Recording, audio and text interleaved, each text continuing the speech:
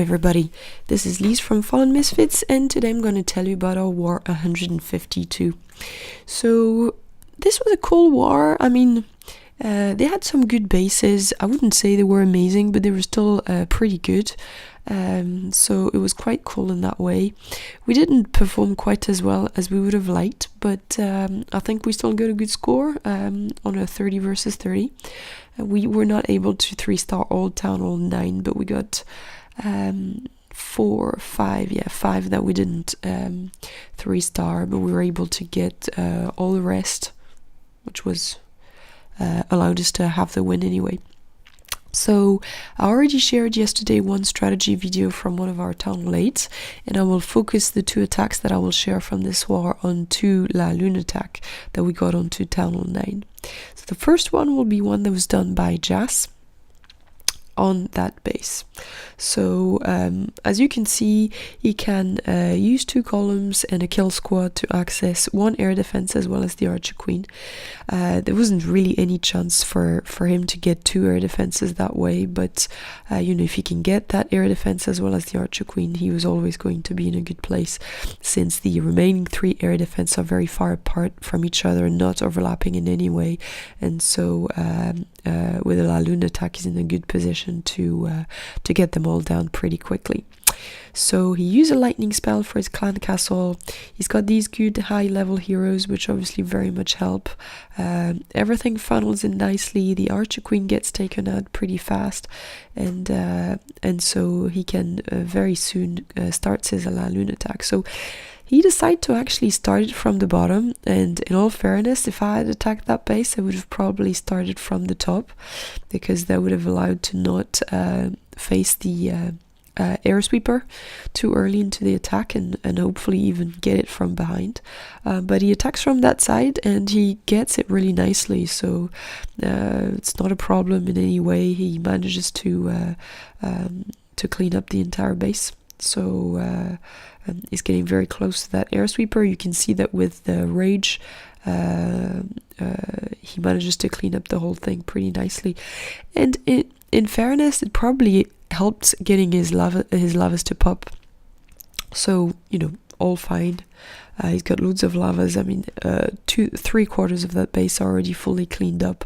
There's only now that mortar and the Tesla, and so it's a very nice 3-star. The highest 3-star that we got into this war. So very nice job from Jass. Here it is. So that's the one. Then the second 3-star attack that I wanted to share with you was actually number 9. For the simple reason that we had tons of discussions actually in the clan on to whether that was a LaLoon base or whether it was not. And finally I was the first one to attack that base, and I decided to try it with LaLoon.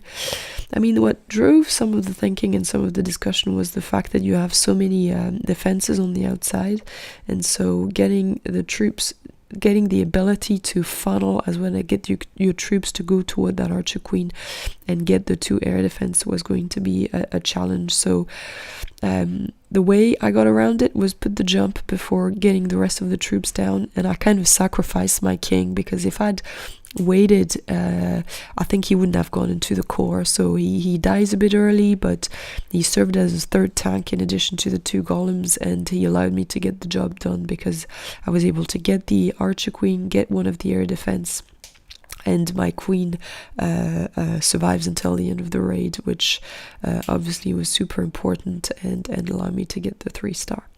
So at that point I didn't get that second air defense, but I still start my LaLoon attack. I go at that angle to avoid the maximum the impact of the air sweeper, because the lavas are slightly outside of its range, so the loons are starting to get in, but the air sweeper gets taken out from behind pretty quickly, and I still have 2 lavas that have not yet popped, and that last air defense that my Archer Queen did get in the beginning, she's able to get before it's in a position to do too much damage. And in the end, really, I kind of overkill that base because one of my lavas is not going to pop.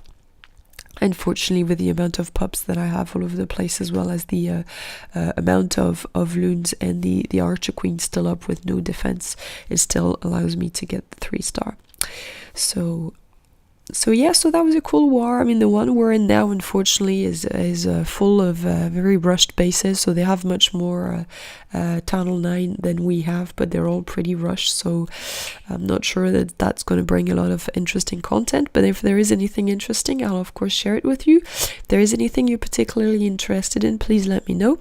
Thank you very much for watching. Hope you enjoy the video, and see you all next time.